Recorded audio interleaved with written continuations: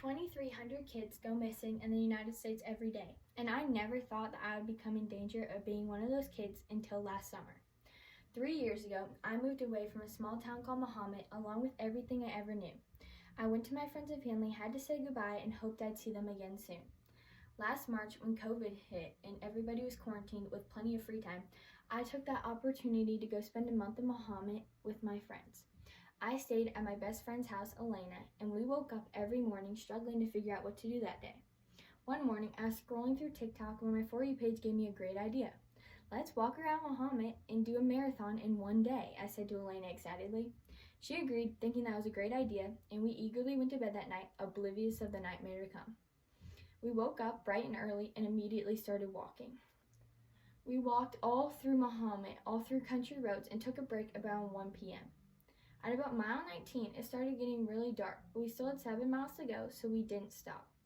There was nobody around except one cop car downtown. Once we passed the cop car, though, 2 old men almost appeared out of thin air.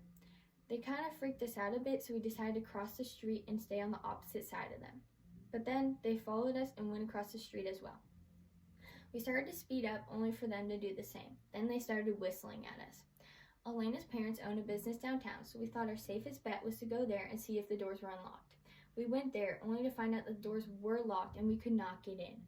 We decided to go to the nearest gas station, and we ran through the yards to try to get there, only to look back and see them following us, staying at our same pace. We went to the gas station, and nobody was there, and the doors were locked as well. We called Elena's parents, begging them for them to come get us, and they didn't think we were serious. Once they finally realized this was not a joke, they got in their Jeep and race to meet us.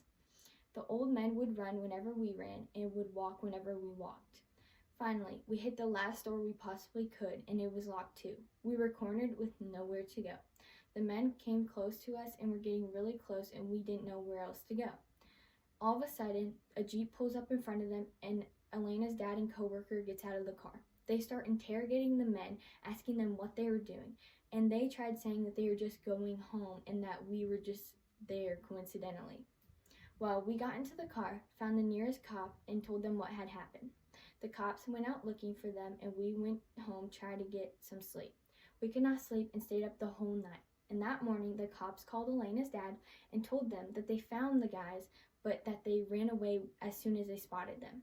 Apparently, they were construction workers in their 20s staying at the musty old motel down the road.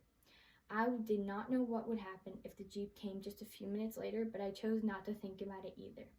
I learned that I should always be safe and prepared in case something like that happens, because it can happen to anybody.